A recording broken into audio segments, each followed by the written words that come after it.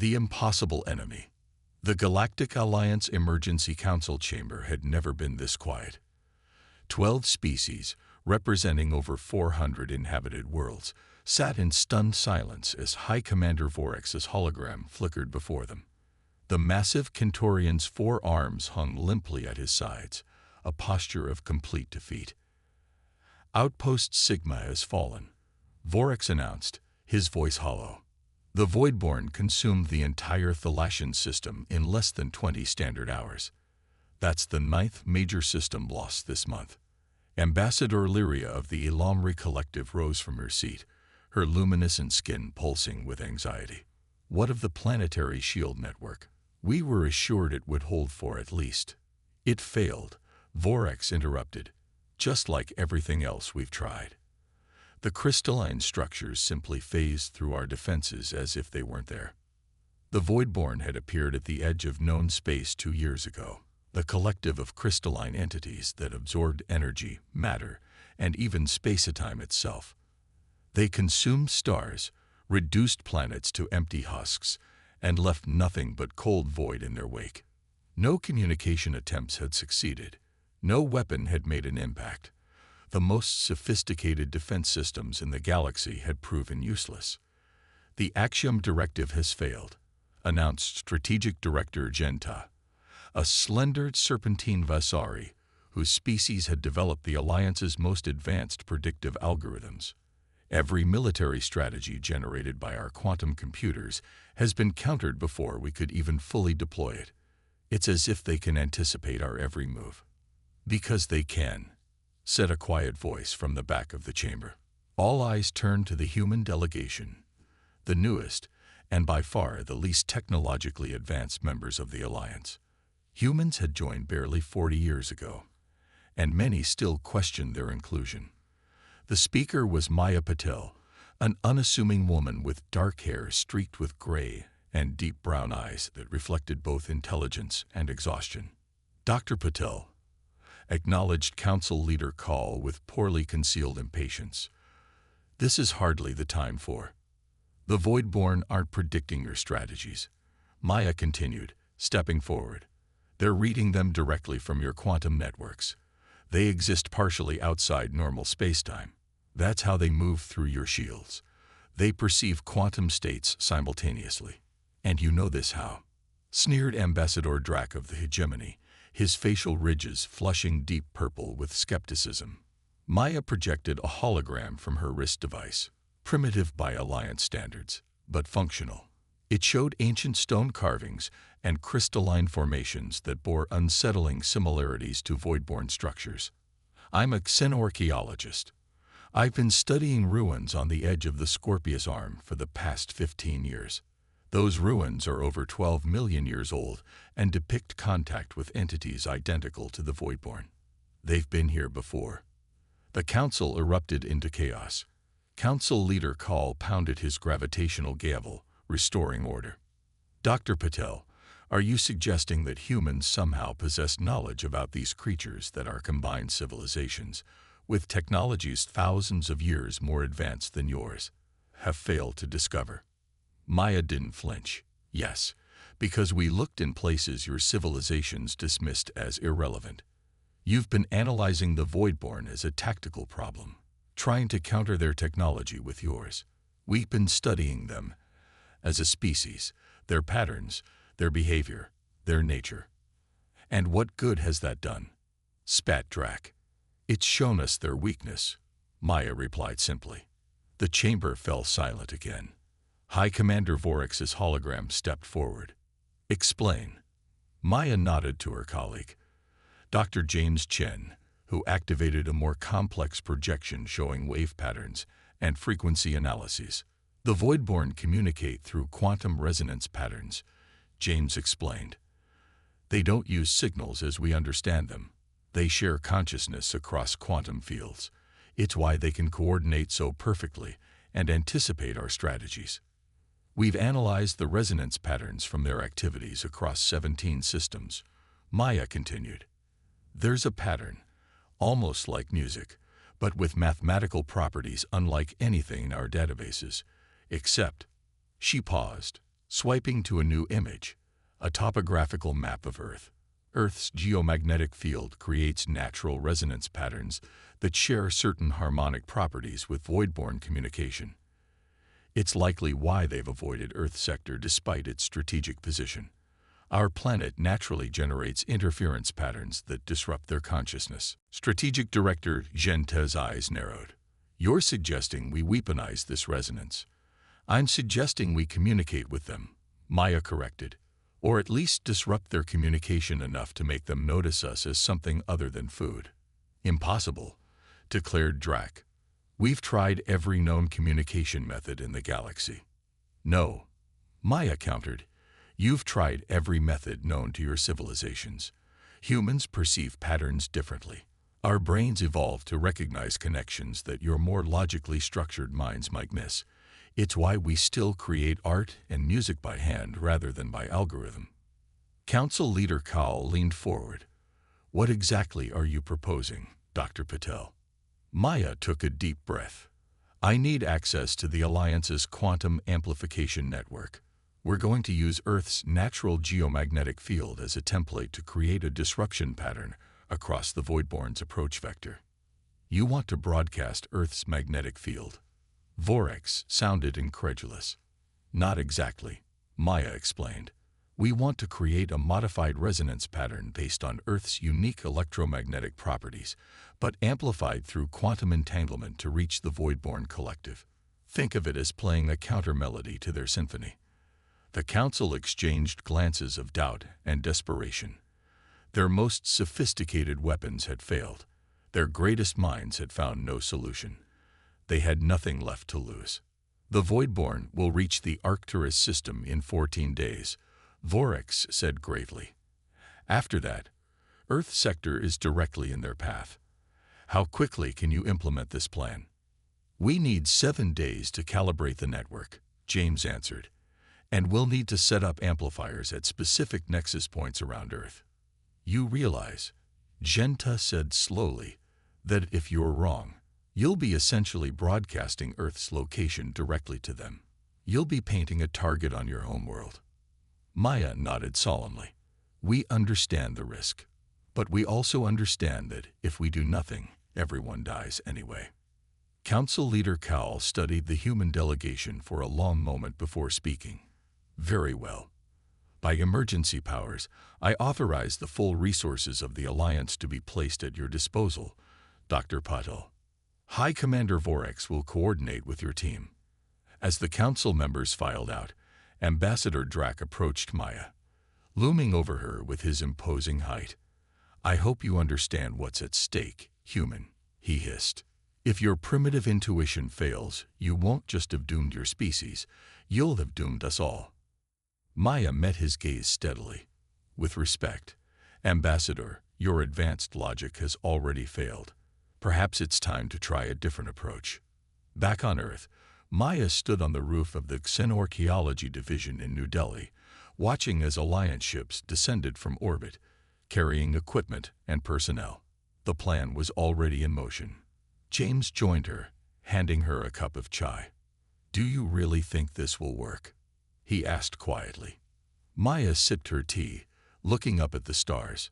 Stars that would soon disappear forever if they failed. I don't know, she admitted. But I do know that the Voidborn react to patterns. All life does, in some way. And humans, we understand patterns in ways even we don't fully comprehend. It's why we still see faces in random shapes. Why we find meaning in chaos. She turned to face him, her expression determined. The Alliance thinks of technology as the solution to everything. But some problems require understanding, not just firepower. The Voidborn aren't evil. They're alien in the truest sense. We need to establish connection before we can hope for coexistence. And if connection isn't possible, James asked. Maya looked back at the stars, at the invisible threat approaching from the darkness between them.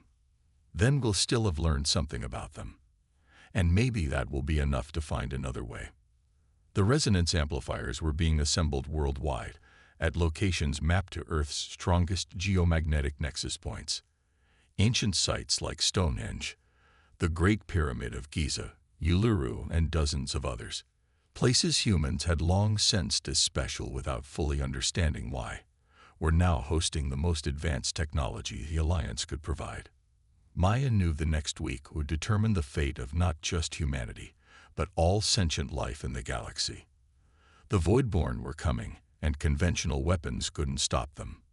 But perhaps a human mind, with its messy, illogical, pattern-seeking nature, could find a connection that the most advanced logical systems had missed. It was time to see if humanity's greatest strength, its intuitive understanding of patterns, could save the galaxy from an enemy that defied all logical analysis. She just hoped she was right about the resonance patterns, because if she wasn't, Earth would be the Voidborn's next meal. And it would be her fault. The resonance solution. The next 7 days passed in a blur of feverish activity. Alliance ships maintained a defensive perimeter around Earth, while Maya's team worked around the clock to calibrate the global resonance network. The ancient sites now bristled with a strange combination of human spiritual symbols and the Alliance's most advanced quantum technology. The Voidborn have changed course, announced High Commander Vorex during the daily briefing. His massive holographic form dominated the command center established beneath the Himalayas. They've abandoned their approach to Arcturus and are now moving directly toward Earth. A chill ran through the room. "How?" demanded Strategic Director Genta, his serpentine body coiling tightly with tension. "We've maintained complete communications blackout. They shouldn't even know we're attempting this." Maya studied the holographic projection of the Voidborn swarm's movement. The crystalline entities had merged into a single massive structure that distorted space-time around it as it traveled. "They know," she said quietly. "Not because they intercepted our communications, but because they can sense we're tampering with the quantum fields they use to communicate." "You didn't mention this possibility," accused Ambassador Drac, who had insisted on personally overseeing the operation despite his open disdain for humans. "I didn't know for certain," Maya admitted, "but it makes sense.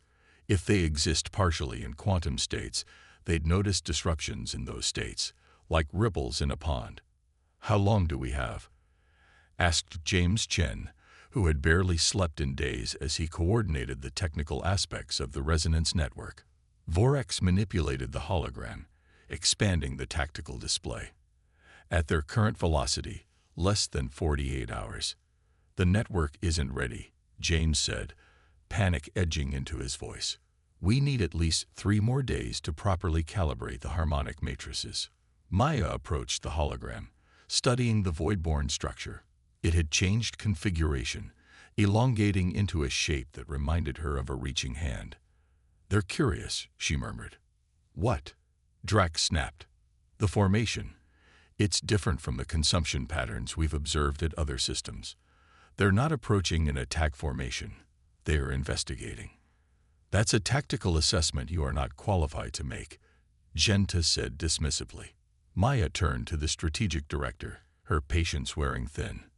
"With respect, your qualified tactical assessments have failed at every encounter with the Voidborn. This isn't about tactics.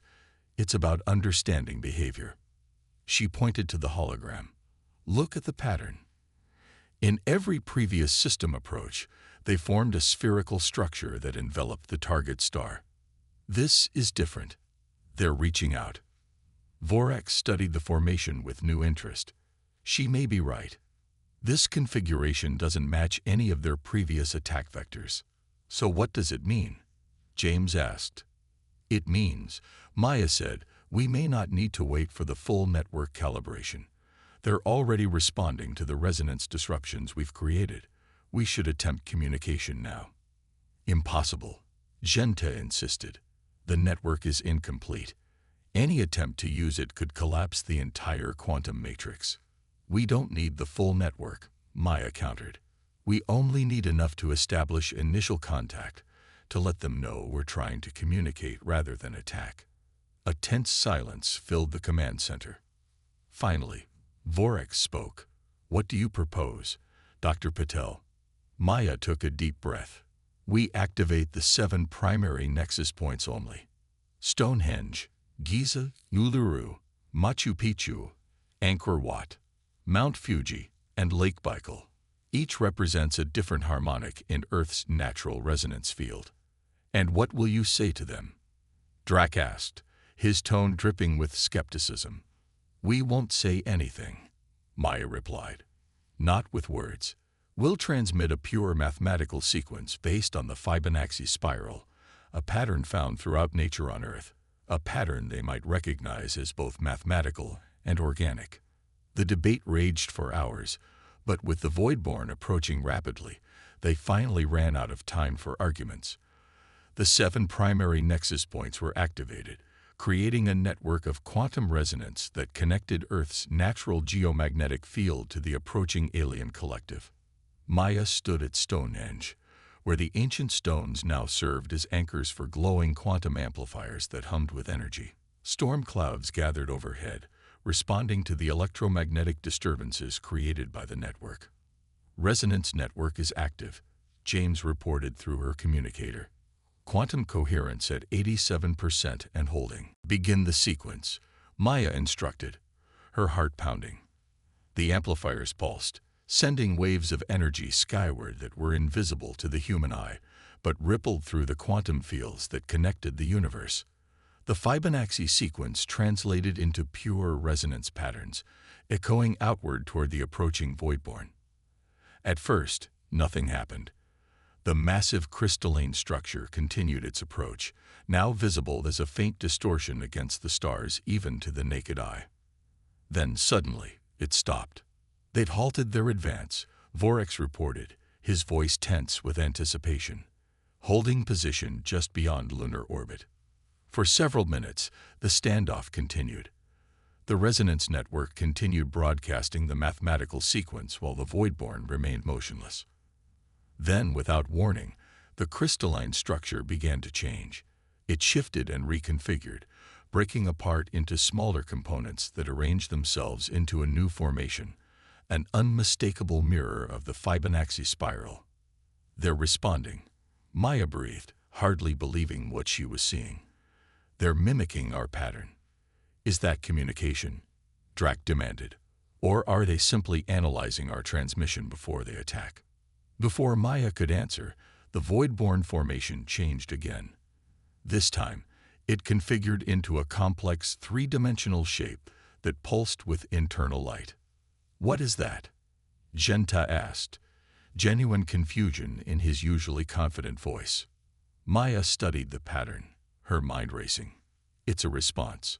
They're sending us something back. The pattern was unlike anything she had seen before, a mathematical sequence that seemed to fold in on itself repeatedly, creating a structure of impossible complexity. I can't decode this, James admitted after analyzing the pattern. It doesn't match any mathematical language we know. Maya closed her eyes, letting her mind absorb the pattern without trying to analyze it logically. When she opened them again, she had reached a decision. We need to strengthen the connection, she said. I need to interface directly with the resonance network. Absolutely not, Vorex protested. The quantum energies involved would overwhelm your nervous system. Maybe for other species, Maya argued, but human brains operate partly on quantum principles we don't fully understand. It's why we dream, why we have intuition. I might be able to perceive their patterns directly. This is madness, Drac hissed. You'll kill yourself for nothing. If we don't establish meaningful communication now, we all die anyway, Maya countered. This is our only chance. After more heated debate, they reluctantly agreed. The technical team modified one of the quantum amplifiers at Stonehenge to create a neural interface. Maya sat within the stone circle as they attached delicate sensors to her temples. This will probably hurt, James warned her, concern evident in his eyes. Maya managed to smile. Most worthwhile things do. The interface activated, and Maya's consciousness expanded beyond her body. The quantum resonance flooded her mind, threatening to overwhelm her. For a moment, she felt herself dissolving, losing her identity in the vast quantum field. Then she perceived them, the Voidborn. not as crystalline entities, but as patterns of thought, consciousness existing in quantum states rather than physical form. They were ancient beyond comprehension, traveling through the galaxy not to consume, but to experience. Their method of experience was fundamentally different from organic life. They absorbed energy and matter, converting it into information, quantum states that became part of their collective consciousness. They didn't understand that they were destroying life. To them, they were preserving it in a higher form. Maya reached out with her mind, sending not words but concepts, individuality, diversity, the value of separate consciousness. She showed them Earth, not as a physical planet, but as a tapestry of interconnected life forms, each with its own unique perspective. The Voidborn's response came as a wave of understanding. They had encountered organic life before, billions of years ago, but had never comprehended that their method of preservation was experienced as destruction by those they absorbed. Maya felt herself straining against the limits of human consciousness, her mind stretched to breaking point by the alien contact. With her last coherent thought, she transmitted a final concept: coexistence without absorption. The neural interface overloaded, and Maya collapsed. The medical team rushed to stabilize her as the resonance network fluctuated wildly. "The Voidborn are moving," Vorex reported urgently. "They're reconfiguring again." The massive crystalline structure shifted once more, but instead of approaching Earth, it began to fragment into thousands of smaller entities. These smaller crystals dispersed, forming a loose cloud that surrounded Earth at a distance, pulsing with internal light in a synchronized pattern. "Are they preparing to attack?" Genta demanded. "No," James said, analyzing the readings. "They're maintaining a stable resonance pattern that's harmonizing with our network. It's like they're singing with us." 3 days later, Maya awoke in a medical facility, her mind still buzzing with echoes of the quantum connection. The Alliance Council had convened an emergency session at her bedside. "The Voidborn have withdrawn from all Alliance territories," Council leader Kahl informed her. "They've established a perimeter at the edge of known space and appear to be waiting." "They're learning," Maya said weakly. "They understand now that organic life experiences reality differently than they do. They want to find a way to coexist." "How can you be certain?"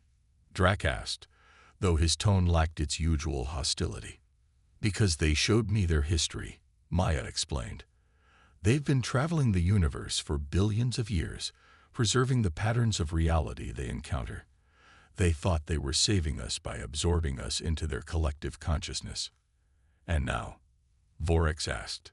"Now they understand that diversity of consciousness is valuable, that separate perspectives create a richer universe than a single collective mind, no matter how vast. You've achieved what our combined military force and technological superiority could not," Cal acknowledged. "You've established first contact with an entity we believed was beyond communication." Maya shook her head slightly. "It wasn't me. It was humanity's way of thinking. We see patterns intuitively in ways your logical minds don't. We make connections through intuitive leaps rather than sequential reasoning.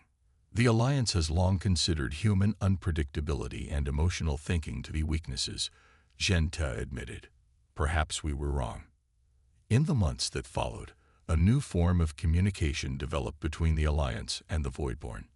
Using modified versions of the resonance network, quantum linguists from Earth worked to establish a shared conceptual language. The crystalline entities no longer consumed stars and planets. Instead, they shared their vast knowledge of the universe, including technologies beyond even the Alliance's understanding. Earth, once considered a backwater world with primitive technology, became the center of this new relationship.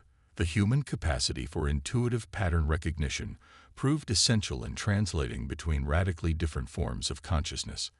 At the 1-year anniversary of first contact, Maya stood once again at Stonehenge, now permanently modified with both Alliance technology and Voidborn crystalline structures.